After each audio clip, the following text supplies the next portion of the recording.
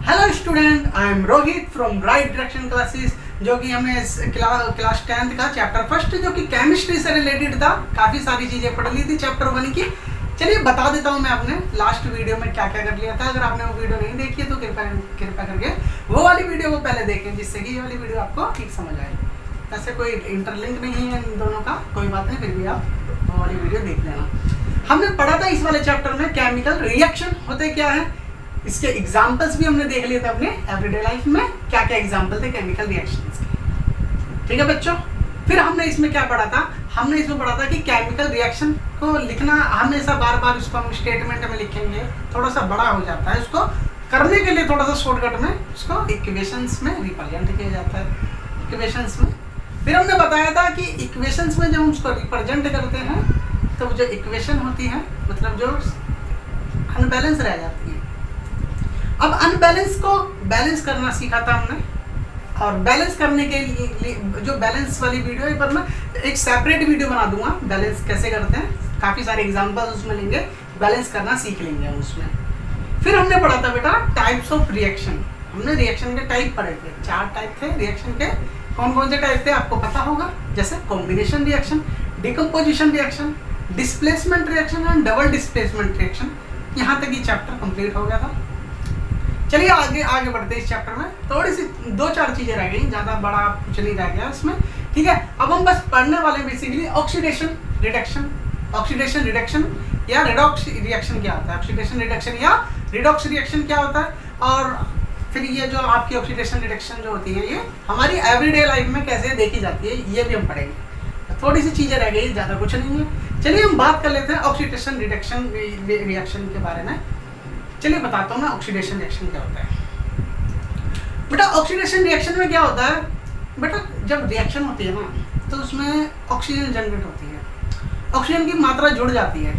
जब कोई रिएक्शन में ऑक्सीजन की मात्रा का जुड़ना या हाइड्रोजन की मात्रा का रिडक्ट होना ऑक्सीडेशन रिएक्शन कहलाता है। वो मतलब दोबारा बताता हूँ, ऑक्सीडेशन रिएक्शन क्या होता है। ऑक्सीडेशन रिएक्शन एक ऐसे रिएक्शन को कहा जाता है जिसमें ऑक्सीजन ऐड हो जाता है। जब वो रिएक्शन होता है तो उसमें ऑक्सीजन ऐड हो जाता है। ठीक है, ऐसी रिडक्शन रिएक्शन भी होता है। रिडक्शन रिएक्शन में क्या होता है, ऑक्सीजन का ह्रास हो जाता है या उसका रिडक्ट हो जाता है, ऑक्सीजन उसमें रिडक्ट हो जाती है रिडक्शन रिएक्शन में। बेटा ऑक्सीडेशन रिएक्शन समझ आया, रिडक्शन रिएक्शन समझ आया। अगर बेटा ये दोनों रिएक्शन एक साथ हो जाए, बेटा इसमें क्या होता है, जब 2 रिएक्शन एक साथ हो जाए मतलब ये ऑक्सीजन ऑक्सीडेशन भी हो जाए साथ में रिडक्शन भी हो जाए। जब किसी रिएक्शन में कोई एक एलिमेंट, कोई एक तत्व या कोई एक सब्सटेंस में ऑक्सीडाइज हो रहा है या दूसरा तत्व रिडक्ट हो रहा है, तो ये दोनों मतलब आपने देखा ना, ये दोनों रिएक्शन एक साथ हो गए, ऑक्सीडेशन भी साथ हो गया, रिडक्शन भी साथ हो गया एक इक्वेशन में। तो इस तरीके के रिएक्शन को आप रिडॉक्स रिएक्शन कहते हैं। चलिए हम समझ लेते हैं ऑक्सीडेशन के बारे में। एक बार मैं इसकी डेफिनेशन समझा देता हूँ। If a substance gain oxygen during the reaction, बेटा क्या होता है, जब कोई सब्सटेंस में ऑक्सीजन गेन हो जाता है किसी रिएक्शन में, जब किसी रिएक्शन के दौरान है ना ऑक्सीजन ऐड हो जाता है, गेन हो जाता है, तो उस रिएक्शन को आप क्या कहते हैं, वो ऑक्सीडाइज हो गया। उस रिएक्शन में हम क्या कहेंगे कि वो जो रिएक्शन में जो एलिमेंट हुआ है ना वो ऑक्सीडाइज हो गया है। ठीक है, अब रिडक्शन की एक बार डेफिनेशन बोलता है, if a substance loss oxygen during the reaction. Chemical reaction में क्या होता है, कभी कभार ऑक्सीजन की मात्रा घट जाती है रिएक्शन में, फाइनल जो प्रोडक्ट निकलता है उसमें ऑक्सीजन की मात्रा का घटना, इस तरीके के रिएक्शन को रिडक्शन रिएक्शन कहते हैं। चलिए अब हमने बात करी थी कि चलिए ये दोनों एग्जांपल भी आपको क्लियर हो जाएंगे। इस वाले ये वाला जो आपको इक्वेशन जो मैंने दिखाई है इसमें आपको दोनों क्लियर हो जाएंगे। देखिए यहाँ पर कॉपर ऑक्साइड दे रखी है, देखिए कॉपर ऑक्साइड है और ये हाइड्रोजन है। जब आप कॉपर ऑक्साइड को हाइड्रोजन को हीट करते हैं, जब आप कॉपर ऑक्साइड को और हाइड्रोजन को हीट करते हैं तब देखिए क्या होता है। यहाँ पर देखिए, यहाँ पर कॉपर ऑक्साइड था, रिएक्शन में होने के बाद केवल कॉपर रह गया, केवल क्या रह गया, कॉपर रह गया। अब इसमें देखिए ये ऑक्सीजन यहाँ पर जो ये O की मात्रा थी यहाँ पर घट गई है, मतलब ये रिडक्ट हो गई है ऑक्सीजन यहाँ पर। तो इस तरीके के रिएक्शन को हमने क्या बोला कि ये रिडक्शन हो गया। और यहाँ पर देखिए हाइड्रोजन ऐड करा था, यहाँ पर हाइड्रोजन के साथ ऑक्सीजन जुड़ गया है, O जुड़ गया है ना, तो जिसमें हम कहेंगे ऑक्सीडाइज हो गया है, ऑक्सीडाइज हो गया। ठीक है, तो यदि देखिए ये जो रिएक्शन है इसमें कॉपर ऑक्साइड में ऑक्साइड की मात्रा हट गई, ठीक है, रिडक्ट हो गई, और हाइड्रोजन में O की मात्रा जुड़ गई। तो ये जो रिएक्शन था, ये दोनों एक ही रिएक्शन में देखिए दोनों चीज एक साथ हो रही है, तो हम इन दोनों रिएक्शन को कहेंगे, ये जो एक रिएक्शन हुआ पूरा इसको कहेंगे रेडॉक्स रिएक्शन। डेफिनेशन से समझ लेते हैं। One reactant get oxidise.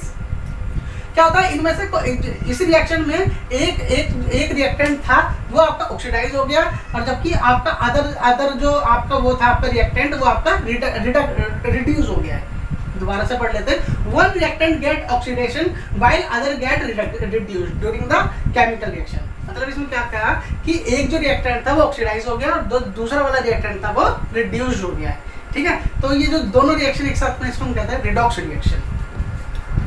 ठीक है, जो आपका आपने पढ़ा कि सर ऑक्सीडाइज क्या ये हमारी एवरीडे लाइफ में होता है क्या, इसके इफेक्ट देखे जाते हैं क्या? मैंने बोला हाँ जी देखे जाते हैं। सर कैसे देखे जाते हैं? मैंने बोला देखिए जी, कोरोजन और रेंसिडिटी इसके रूप में आप ऑक्सीडाइज ये वाली जो रिएक्शन होते हैं ये डे टू डे लाइफ में देखे जाते हैं।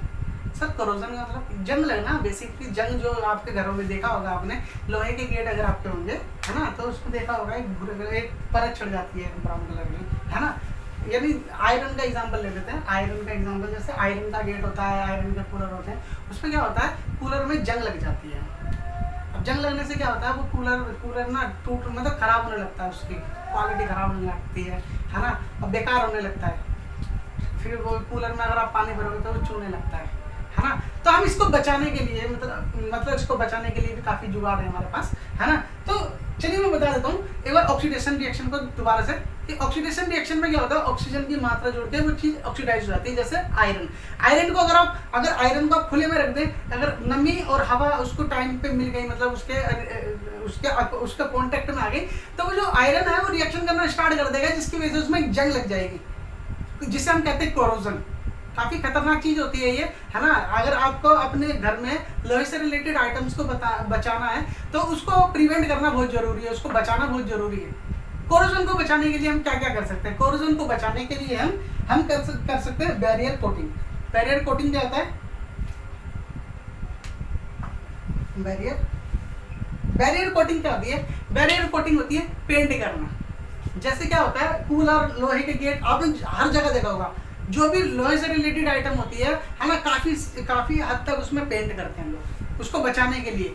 वो पेंट क्या करता है, वो पेंट कांटेक्ट में आने से रोकता है हवा पानी को, एक दीवार बना देता है एक, ठीक है, जिसको वो सेपरेट रखते हैं अलग अलग चीज़ों को। एनवायरनमेंट की हवा अलग और आयरन के बीच में दीवार खड़ी कर देता है ये पेंट। ये क्या करता है, ये आपको कोरोजन से बचाता है। तो बैरियर कोटिंग आपको समझ आ गया। Barrier coating. दूसरा क्या होता है, ये हम गैल्वेनाइजेशन भी कर लेते हैं।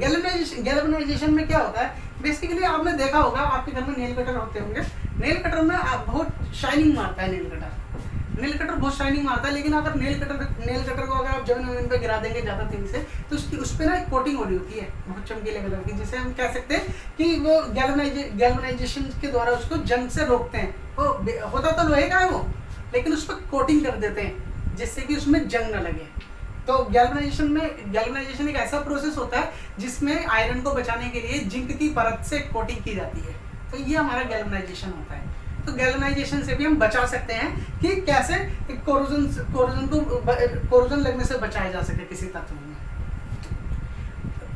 तीसरा एग्जाम्पल हमारा ग्रीसिंग एंड ऑयलिंग। देखा होगा आपके घर में अगर सिलाई मशीन होगी, तो आपके घर में अगर आपकी मम्मी सिलाई मशीन वगैरह यूज़ करती होंगी, तो देखना सिलाई मशीन के पास ऑयल की बोतल भी जरूर होगी उनके पास। ऑयल की बोतल क्या मतलब हम घर में रखी होती है सिलाई मशीन, थोड़ा सा जंग ना लगे तो टाइम टू टाइम उसमें ऑयलिंग करते रहते हैं, है ना। और काफ़ी सारी चीज़ें होती हैं उसमें ग्रीजिंग भी करनी पड़ती है। जैसे साइकिल की जो चेन होती है ना, उसमें ग्रीजिंग करते हैं, है ना। जो बाइक वगैरह होती है उसकी चेनों में ग्रीजिंग किया जाता है, जिससे कि उसमें जंग ना लगे और वो प्रॉपर वर्क करे। तो इस चीज़ को हम कहते हैं कोरोजन। ठीक है बच्चों, कोरोजन में पता लग गया। कोरोजन में क्या होता है, बेसिकली आइटम ऑक्सीडाइज होता है, जिसकी वजह से उसमें जंग लगने लगता है, खराब होने लगती है।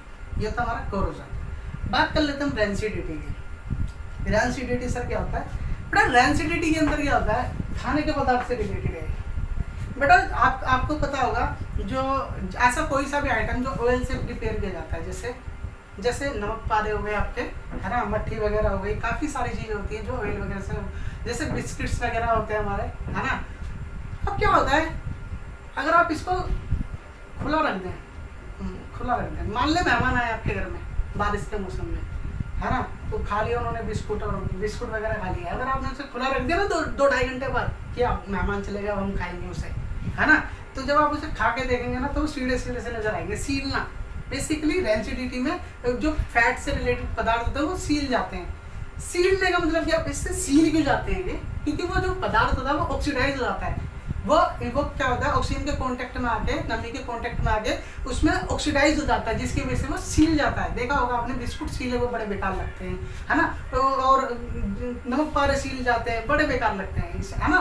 तो इसे भी हम डेंसिटी, इसे हम डेंसिटी कहते हैं, जिसमें कोई भी पदार्थ ऑक्सीडाइज होके मतलब सीलना को हम डेंसिटी बोलते हैं। इसको इसी डेंसिटी से बचाने के लिए आपने देखा होगा कि वो जो क्रैक्स वगैरह जो होते हैं, कुरकुरे वगैरह, चिप्स वगैरह जो होते हैं, उनके अंदर एक गैस भरी होती है।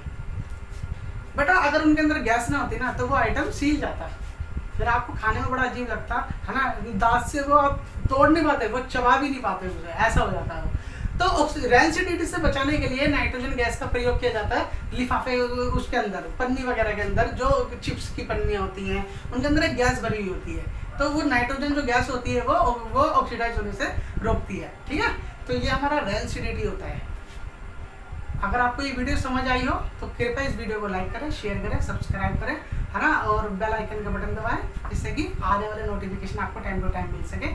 Thank you so much for watching this video.